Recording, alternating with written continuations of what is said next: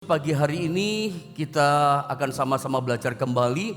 Sebutlah ini masih kelanjutan firman Allah yang kita belajar kemarin. Pagi ini kita masih belajar tentang berkat di balik pergumulan. Ini bagian yang kedua berarti ya. Kita kembali baca ayatnya saja karena ini yang menjadi inti perenungan kita. Kejadian pasal 32. Kita kembali baca secara berganti-gantian. Daripada kita diam, lebih baik kita memperkatakan. Baca firman saya, baca 24, saudara 25, nanti 30-nya sama-sama. Ayat 24 saya baca, begini kata firman Allah. Lalu tinggallah Yakub seorang diri dan seorang laki-laki bergulat dengan dia sampai fajar menyingsing. 25 terus. Ketika orang itu melihat bahwa ia tidak dapat mengalahkannya, ia memukul sendi pangkal paha Yakub sehingga sendi pangkal paha itu terpelencok ketika ia bergulat dengan orang itu. 26. Lalu kata orang itu, biarkanlah aku pergi karena fajar telah menyingsing. Sahut Yakub, aku tidak akan membiarkan engkau pergi jika engkau tidak memberkati aku. 27. Bertanyalah orang itu kepadanya, siapakah namamu? Sahutnya Yakub. Lalu kata orang itu, namamu tidak akan disebutkan lagi Yakub, tetapi Israel, sebab engkau telah bergumul melawan Allah dan manusia dan engkau menang. 29 terus. Bertanyalah Yakub, katakanlah juga namamu. Tetapi sahutnya, mengapa engkau menanyakan namaku? Lalu diberkatinya lah Yakub di situ. Ayat 30 sama-sama kita baca 2 dan 3. Yakub menamai tempat itu Peniel, sebab katanya, aku telah melihat Allah berhadapan muka, tetapi nyawaku tertolong. Saya mungkin tidak mengulang lagi apa yang saya sampaikan kemarin tentang 3 manfaat pergumulan. Yang pertama, kemarin kita sudah belajar bahwa pergumulan atau masalah itu justru membuat kita bergantung kepada Tuhan, melihat Tuhan. Itu terjadi pada Yakub. Ketika dia nggak kuat lagi hadapi pergumulan di Midian, berhadapan dengan mertuanya nggak sanggup lagi, dia punya keinginan kembali ke tempat asalnya, ke ayahnya, ke Ishak. Tetapi dia tahu kalau dia kembali ke tempat asalnya, dia berhadapan dengan masalah baru lagi, ada pergumulan baru lagi. Dia akan berhadapan dengan Esau. Kalau kita turun ke bawah di ayat yang ke-7, itu orang yang dia sangat takuti. Jadi ternyata Yakub ini punya ketakutan dia kepada Esau. Saya nggak bicara itu. Tapi itu problem yang baru lagi. Makanya untuk dia mengatasi pergumulan yang berat itu, membuat dia justru gak lagi mengandalkan kekuatannya. Biasanya orang ini licin kayak belut, lari sana lari sini, mencapai tujuannya selalu pakai kekuatannya, kelicikannya, kepandaiannya. Sekarang berubah bahwa benar ya dan amin, pergumulan itu alat yang ampuh dari Tuhan. Untuk apa? Mengubah hidup kita yang tadinya andalkan kekuatan, sekarang andalkan Tuhan. Jadi Anda mesti ngerti ya, kesulitan itu seringkali menjadi alat yang ampuh dari Tuhan. Nasihat pendeta gak didengar, firman Tuhan datang Anda gak anggap. Seringkali alat yang paling ampuh itu kesulitan kita. Itu membuat kita, Tuhan tolong saya. Itu terjadi pada Yakub. Dia selesaikan pergumulan beratnya di sungai Yabok. Mungkin saya gak ulang lagi ya kepanjangan di bagian pertama. Yang belum mendengar pengajaran kemarin, ikuti, lihat YouTube khotbah pengajaran yang kemarin. Sekarang kita langsung lihat saja yang kedua, supaya bisa menyelesaikan poin yang kedua ini. Pergumulan itu mengubah karakter kita. Kenapa saya katakan pergumulan itu kesulitan, masalah dalam tanda kutip, kita suka sebut juga sebagai malapetaka yang kita nggak harapkan terjadi sama kita. Ini seringkali dipakai menjadi alat Tuhan untuk mengubah kita, alat yang ampuh membentuk kita, memurnikan karakter kita supaya punya karakter Kristus. Saya meyakini, saya hamba Tuhan gembala, saya juga kayak saudara menjalani kehidupan yang alamiah di dunia ini, yang realita, ada kesulitan, ada masalah juga, pergumulan, kesukaran saya hadapi, dan saya menyimpulkan, saya berani katakan, saya berani menyimpulkan karena saya ngalami bahwa benar gitu loh, kesulitan, malapetaka, bahasa kita kesialan, penderitaan, pergumulan, itu saya yakin sekali itu seringkali dipakai oleh Tuhan untuk memproses kita, untuk membentuk rohani kita, untuk memurnikan kita, supaya kita punya karakter ilahi, karakter Kristus. Ya, karena jujur seringkali kalau kita happy-happy, senang-senang, kita lupa semuanya. Makanya saya meyakini dan percayalah begini, bahwa Tuhan itu jauh lebih rindu. Tuhan itu lebih ingin setiap kita anak-anaknya memiliki karakter Kristus itu dibandingkan dia memberikan kesuksesan sama saudara, dibandingkan dia memberikan berkat yang banyak kepada saudara. Saya berharap bagian ini Anda tangkap baik-baik, karena ini prinsip firman yang saya ajarkan. Orang Kristen duniawi mungkin menolak apa yang saya ajarkan, tetapi ini kata Alkitab yang saya baca. Ya, bahwa Tuhan ternyata lebih ingin kita anak-anaknya memiliki karakternya Kristus, karakter ilahi, dibandingkan sekedar memberikan berkat dan kesuksesan kepada kita. Saya berkata begini, bukan berarti kita anak-anak Tuhan tidak boleh mengejar keberhasilan. Bukan berarti kita anak-anak Tuhan, orang percaya, tidak boleh mengejar yang namanya kesuksesan secara materi, jabatan, kedudukan. Boleh saja. Boleh Anda mengejar itu materi, kesuksesan. Tapi ingat, saya mesti mengatakan kebenaran, meluruskan apa yang ada, supaya kita tahu tujuan yang jelas kita menjadi orang Kristen. Apa tujuan Anda menjadi anak Tuhan, jadi orang Kristen? Ingat ya, yang Tuhan ajar kepada kita, yang harus kita kejar, yang seharusnya kita kejar itu adalah serupa seperti Kristus. Tidak dilarang Anda mengejar kesuksesan, boleh Anda kejar keberhasilan, kedudukan, jabatan, materi yang banyak, boleh saja. Tetapi yang firman Allah ajarkan kepada kita, bahwa yang harus kita kejar itu adalah karakter Kristus, karakter ilahi. Serupa seperti Kristus, itu yang diajarkan Tuhan. Sebelum kita baca Kejadian 32, coba Anda lihat gambar berikutnya ini. Gambar berikutnya Anda lihat Roma 8:29. Dari semula kita ditentukan untuk ini. Saya baca ya, perhatikan baik-baik. Sebab semua orang yang dipilihnya dari semula, destiny kita ditentukan dari semula, dipilih jadi anak Tuhan. Apa destiny, rencana semula? Rancangan yang abadi itu apa?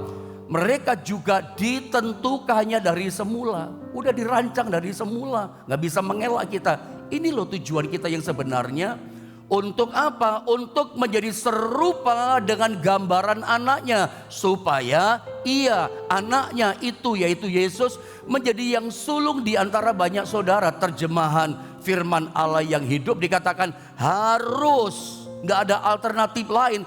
Kita dipilih jadi orang Kristen, jadi anak Tuhan, itu harus menjadi seperti anaknya. Harus. Saya cuma ingin katakan bahwa kalau kita mau kejar, ini yang kita harus kejar.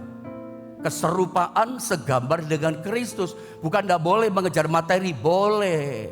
Tapi yang Alkitab katakan, ini yang harus kita kejar. Kenapa? Keserupaan segambar dengan Kristus yang harus kita kejar. Ingat, kesuksesan materi, kesuksesan duniawi, keberhasilan, kekayaan, itu semua bersifat fana dan sementara.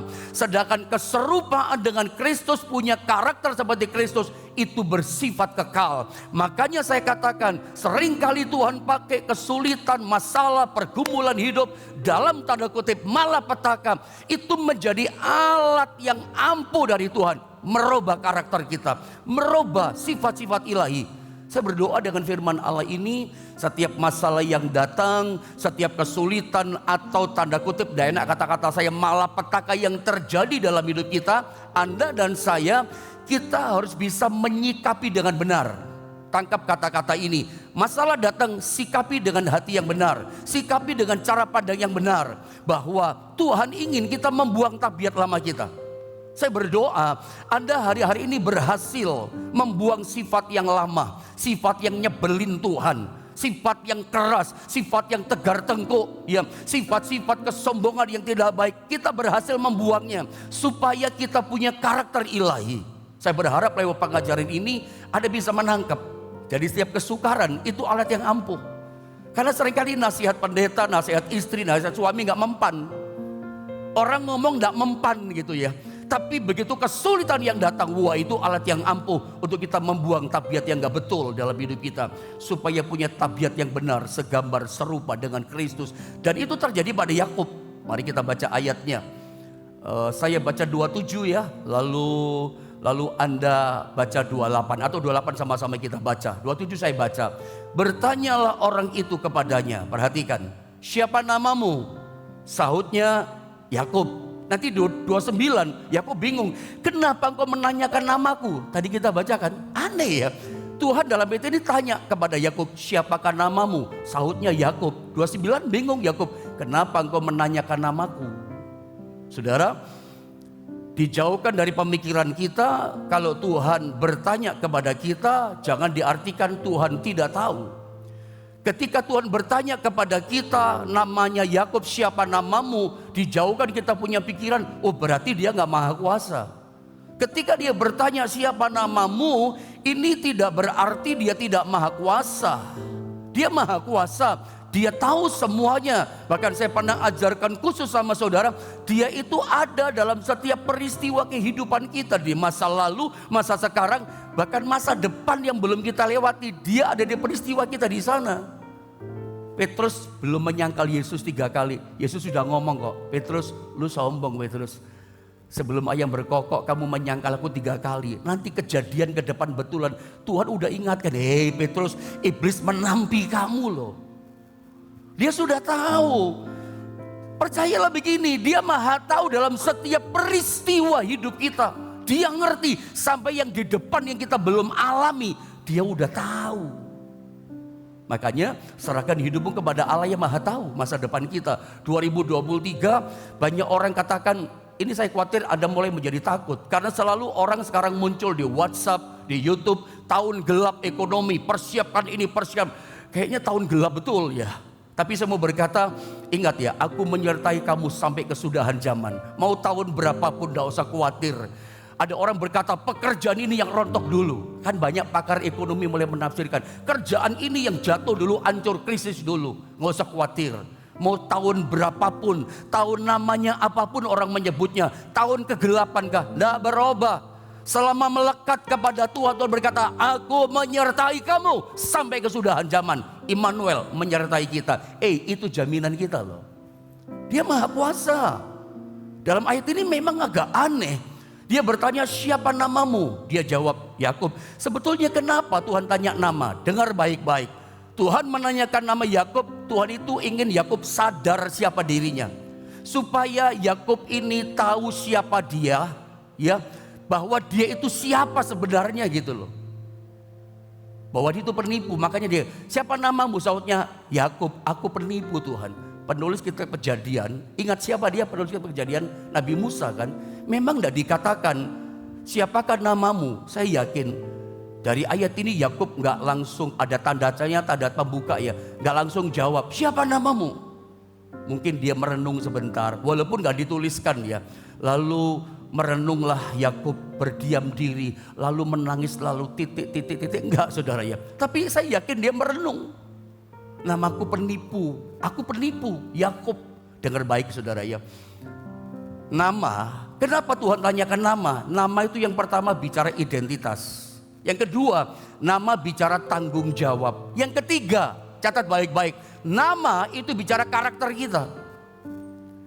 Makanya saya kasih pesan sama saudara pagi ini juga, menghadapi akhir tahun, memasuki tahun baru 2023. Hati-hati dengan nama kita. Nama saudara, nama saya Yohanes. Nama saudara siapa?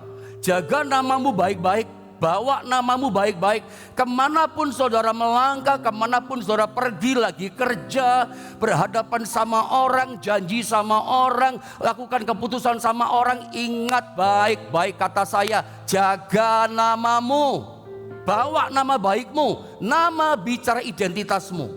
Kalau orang katakan Yohanes Naftali, oh pendeta GSP di Jombang, identitas saya. Tapi namanya juga bicara tanggung jawab saya. Ya orangnya gak jujur. Nama loh itu saudara ya. Apalagi bicara karakter. Orangnya gak benar, gak jujur juga termasuk karakter. Makanya begini pesan saya, hati-hati soal nama. Kalau Anda berbisnis, Anda kerja, Anda janji sama seseorang, tepati janjimu meskipun rugi. Saya katakan, saya ulang ya, ini penting ya, ke depan catat baik-baik.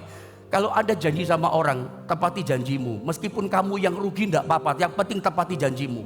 Karena nama itu karakter, nama tanggung jawab, nama itu identitasmu. Jangan sampai orang berkata ini, nggak bisa dipercaya itu orang itu. Nama saudara yang kena. Gara-gara urusan kerja. Rugi sedikit nggak apa-apa, yang penting tepati janjimu. Gitu saudara. Saudara juga orang-orang muda yang masih running dalam usaha yang baru. Masih merintis. Jaga juga nama baik. Jangan gadaikan namamu. Jangan jual juga nama Yesus. Ya, hati-hati dengan nama. Ketika Tuhan bertanya, malaikat Tuhan bertanya pada Yakub, siapa namamu? Yakub penipu. Anda lihat ayat 28. Mari sama-sama kita baca ayat 28 saudara ya. 2, 3. Lalu kata orang itu, namamu tidak akan disebutkan lagi Yakub, tetapi Israel, sebab engkau telah bergumul melawan Allah dan manusia, dan engkau menang. Nanti kalau kita baca 29, maka diberkatilah Yakub. Kenapa diberkati? Dia sudah menang. Bahkan menarik dalam ayat ini, lalu kata orang itu, kata malaikat Tuhan, Allah sendiri sebetulnya ini, namamu tidak lagi disebutkan Yakub, kamu bukan penipu lagi. Ini sorga loh yang berkata, ini Tuhan berkata, tetapi namamu sekarang adalah Israel. Sebab kok bisa diganti namanya? Si penipu, karakter yang bobrok, karakter yang hancur, karakter yang jatuh, identitas yang gak jelas, yang hilang gambar Allah dalam dirinya. Semua orang dia tipu. Tapi lihat, ini sorga yang bilang, Tuhan yang berkata, mulai sekarang namamu bukan lagi penipu, kamu bukan penipu. Sekarang kamu adalah Israel, the Prince of God, kamu pangerannya Allah. Sebab, kenapa Allah ganti namanya? Sebab, ini alasan kata sebab, munculkan ayatnya. Sebab engkau telah bergumul melawan Allah, berperang melawan Allah, bergumul melawan Allah dan manusia. Dia manusia dan engkau menang. Dia keluar sebagai pemenang dalam pergumulan, peperangan hidupnya. Kata menang, dan engkau menang. Kemenangan Yakub, pergulatan di sungai Yabok, itu membuat perubahan hidup, perubahan karakter. Dari penipu menjadi the Prince of God. Perang. Saudara, coba Anda lihat PowerPoint ini. Pergumulan Yakub dengan Tuhan menghasilkan sesuatu yang ilahi. Yakub penipu, karakter yang buruk. Diganti Israel, Prince of God, pangeran Allah, anak Allah, pejuangnya Allah. Perubahan terjadi karena Yakub berani mengosongkan diri lewat peperangan pergulatan tadi. Yakub bergumul di Yabok. Yabok artinya empty atau emptying. Ya, emptying river, sungai kekosongan. Disitulah Yakub dia mengosongkan dirinya. Nah, seringkali yang menjadi penghalang pembentukan proses memurnikan Tuhan dalam hidup kita adalah kekerasan kita, kesombongan kita. Perang gak mau. Ya, yang menang manusianya. Allah gak dengar saudara. Peperangan loh. Jadi Yakub itu penipu diganti namanya Israel karena dia menang. Kata menang di sini itu sama dengan Roma 8 ayat 37. Kita lebih daripada orang-orang yang menang. Bahasa Yunani pakai kata hupernako. Menangnya ini menang mentalitas. Mentalnya yang menang. Dalam rohnya yang menang. Ini bukan menang tonjok-tonjokan. Itu kampungan ya. Kalau Anda menyombongkan diri, aku menang tonjok-tonjokan, itu kampungan. Ya, bukan hupernako, bukan menang tonjok-tonjokan. Atau menang-menang yang bersifat jasmani. Ini roh yang di dalam diri menang. Gini loh saudara ya, Tuhan itu bergulat dengan yang namanya Yakub. Ini secara ilahi. Setiap kali kebenaran sorga datang sama kita, itu perang loh kita. Dalam diri kita itu perang. Saya pernah ajarkan itu sama saudara kak. Masih ingat kah? Setiap kebenaran firman, perkataan Tuhan, pribadi Tuhan datang dalam kita, itu seringkali terjadi peperangan. Satu contoh, ketika Tuhan berkata kepada kita, ampuni orang yang bersalah kepada kamu. Dalam diri kita ngampuni, gak bisa saya ngampuni. Peperangan loh. Tuhan ajarkan kalau orang suruh kamu jalan 1 mil, jalan 2 mil. Oh, kita bisa komplain loh. Kalau orang minta bajumu, kasih jubahmu. Apalagi ekstrim Tuhan ajarkan begini. Itu peperangan, susah kita ngampuni, susah kita lakukan perang. Kayaknya kebenaran jadi lawan kita, kita bergulat dengan dia. Ketika Tuhan berkata gini, kalau pipi kirimu ditampar, apa kata Tuhan? Kasih pipi kananmu. Ini kan gak masuk akal buat manusiawi logika kita. Apalagi orang karate. Ini Pak David ini dan hitam karate saudara ya. Ngerti pasti orang karate. Kalau kita ditampar pipi kiri, masuk kaki kanan. Gak terima kan? Dunia mana bisa terima. Seringkali ketika kebenaran Allah, berilah kamu akan diberi. Dan seterusnya. Ketika kebenaran datang, itu suka kita lawan. Kapan Yakub dirubah namanya? Ketika dia gak ngelawan lagi dengan Allah. Kamu menang dalam pergulatan ini. Menang. Kebenaran bukan jadi lawan, kebenaran jadi kawan. Kita nurut, kita taat. Aku nurut Tuhan. Yang jelek dibuang. Yang bikin sebel hati Tuhan dibuang. Dan seringkali perlawanan kita, kekerasan hati kita, kesombongan diri kita merasa hebat. Ini yang membuat Tuhan tuh susah bentuk kita. Makanya seringkali pakai apa? Lewat kesukaran, lewat pergumulan. Itu memang ternyata alat yang paling ampuh merubah karakter kita. Saya ulang, yang Tuhan lebih rindukan adalah setiap kita memiliki karakter Kristus, keserupaan dengan Dia dibandingkan berkat dan sukses. Itu sementara, itu nanti diberikan setelah karakter Yusuf berubah. Maka diberkatilah Yusuf. Ingat ya, Tuhan itu punya rencana yang besar buat si penipu yang namanya Yusuf. Rencananya apa? Destininya melahirkan sebuah bangsa yang besar. Israel, Anda tahu itu kan? Melahirkan umat Allah. Kita orang Kristen pun lahirnya dari situ loh. Dari benihnya Yakub. Bahwa Allah punya destiny, rencana yang sangat besar lewat orang ini. Sebelum ya terobosan itu terjadi, maka orang penipu ini mesti berubah dulu karakternya. Kalau enggak bisa. Berkat gak turun, rencana Allah gak bisa terjadi. Karakter mesti berubah. Saya berdoa di akhir tahun masih ada 2 bulan lebih kesempatan kita merubah apa yang perlu kita rubah. Lewat kesukaran, kesulitan harusnya merubah karakter kita. Berhasil membuang tabiat-tabiat yang keras yang Tuhan tidak suka. Saya tahu yang saya sampaikan ini gak enak di telinga. Tapi sebagai gembala hamba Tuhan, saya mesti mengajarkan apa adanya. Saya rindu kita termasuk saya, kita tumbuh sama-sama di dalam Tuhan saudara. Bahwa Tuhan lebih ingin ini dulu yang dirubah. Berkat itu bonus. Nanti di depan kita, kanan kiri kita jalan taat sama Tuhan. Disediakan berkat buat kita sampai tahun depan. Karakter dulu yang Tuhan inginkan dirubah. Nah masalahnya adalah kekerasan hati kita, kesombongan yang suka melawan itu kebenaran.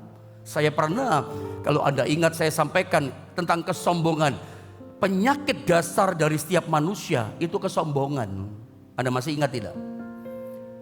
Kenapa saya berani katakan statement kesombongan itu penyakit dasar setiap manusia? Ya, berarti dengan kata lain saya katakan yang namanya orang, yang namanya manusia, namanya ABCD manusia pokoknya. Semua manusia mah sombong.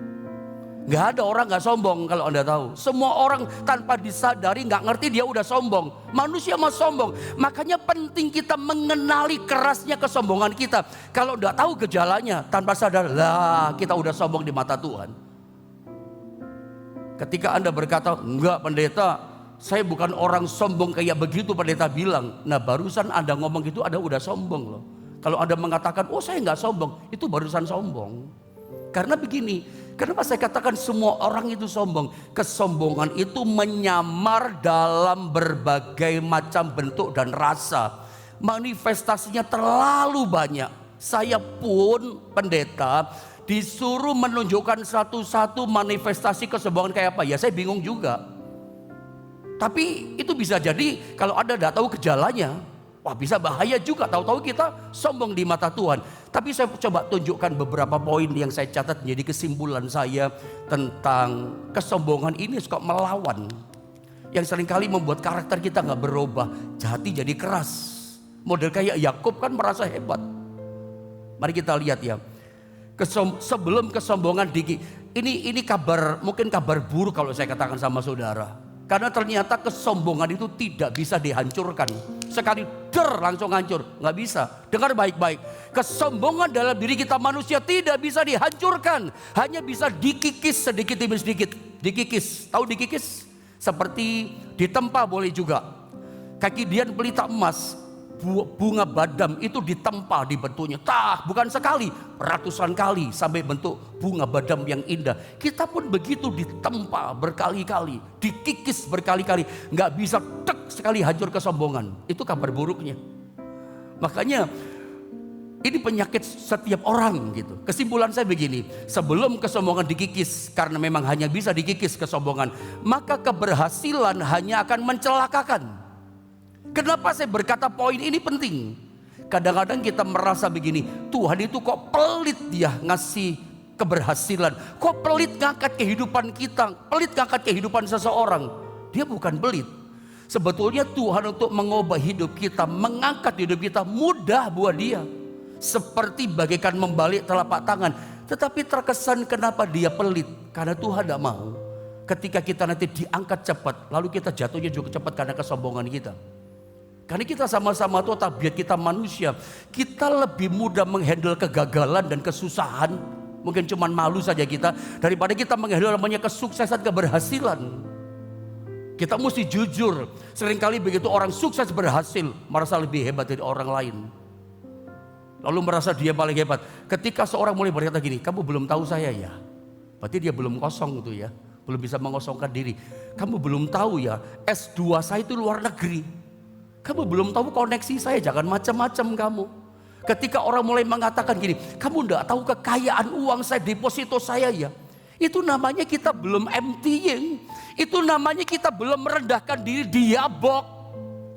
Itu berarti kita masih terus melawan kebenaran Allah. Tuhan mau murnikan kita, karakter ilahi punya, kitanya kerasnya, sombongnya enggak mau. Selalu kita berkata, kamu belum tahu siapa saya ya.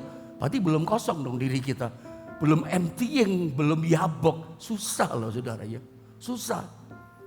Apalagi kesombongan tidak akan pernah membuat kita dipermuliakan, tetapi hanya akan membuat kita dipermalukan. Ingat baik-baik, maafkan saya.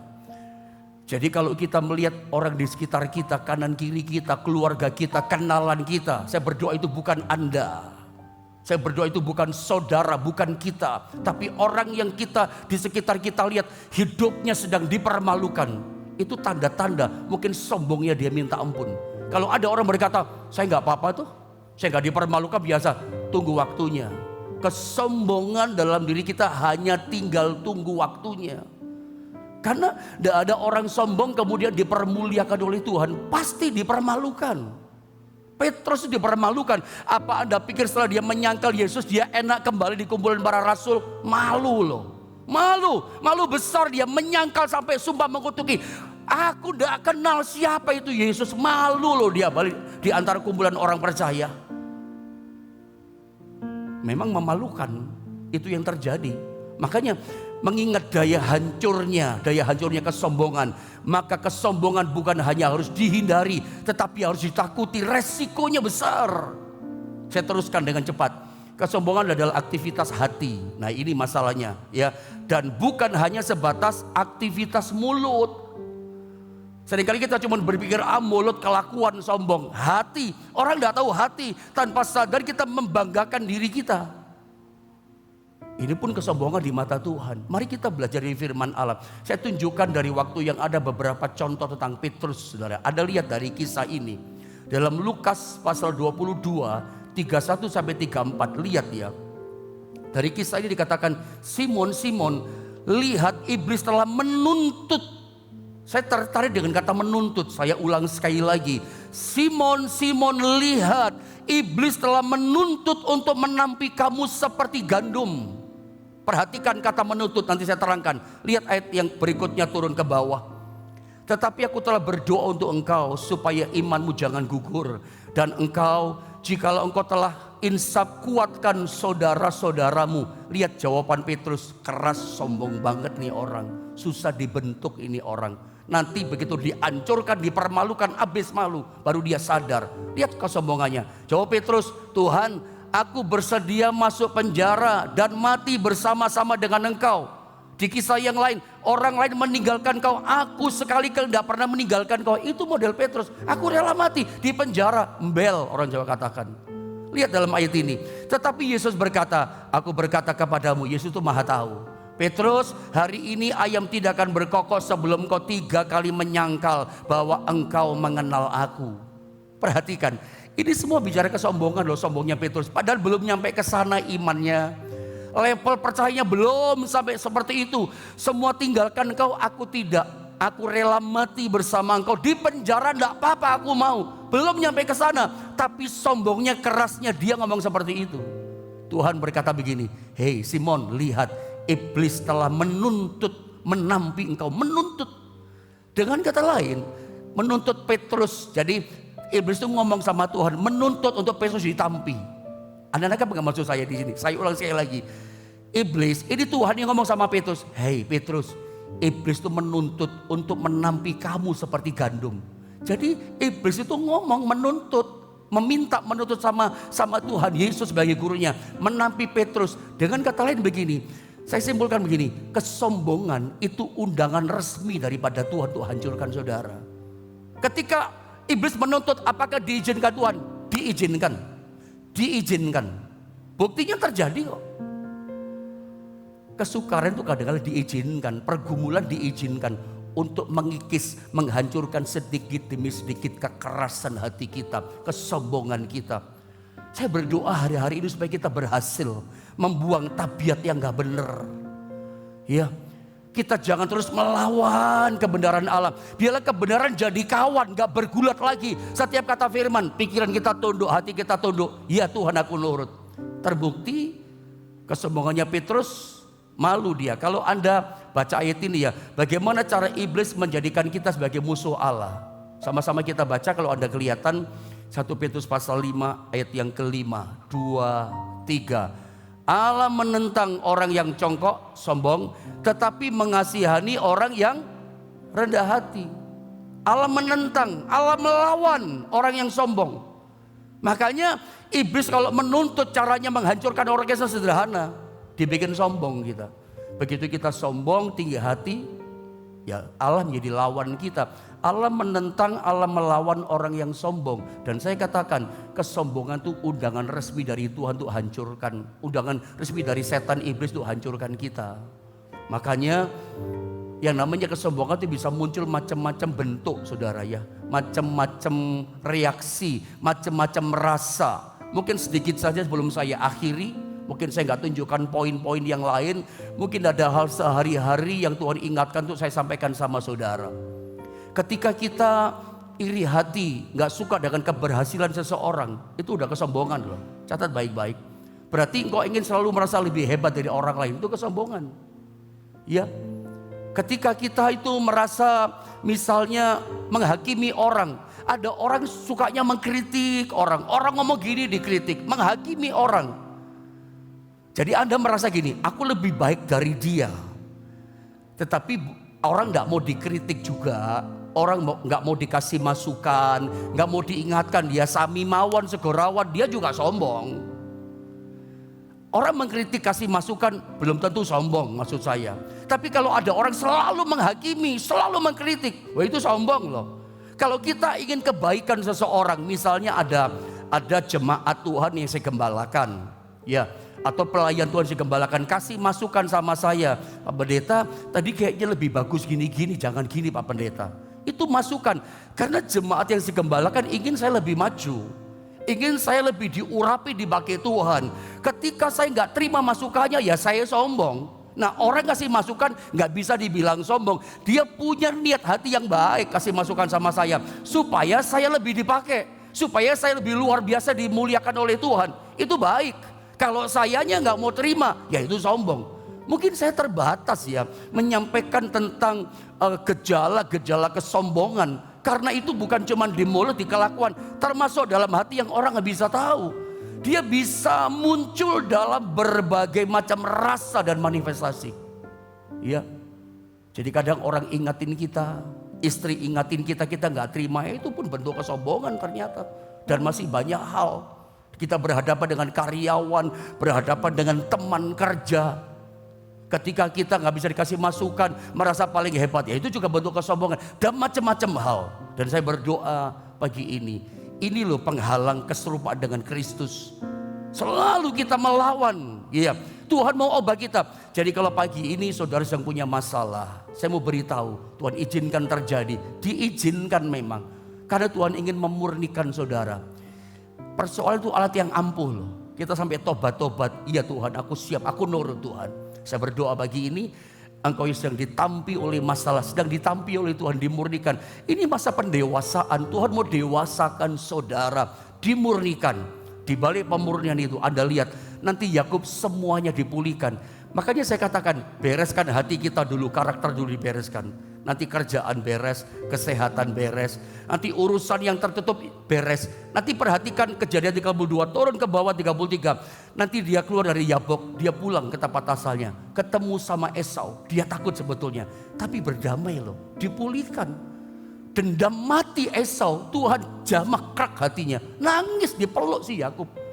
Itu kalau gak pekerjaan Tuhan siapa? Percaya begini, karakter kita mau bereskan, urusan yang lain pasti beres. Nomor satu yang Tuhan ingin kita miliki adalah hati yang murni, yang semakin dirubah oleh Tuhan. Biarlah pagi ini kita datang seperti bejana yang siap dibentuk oleh Tuhan. Mari kita sama-sama berdoa saudara ya.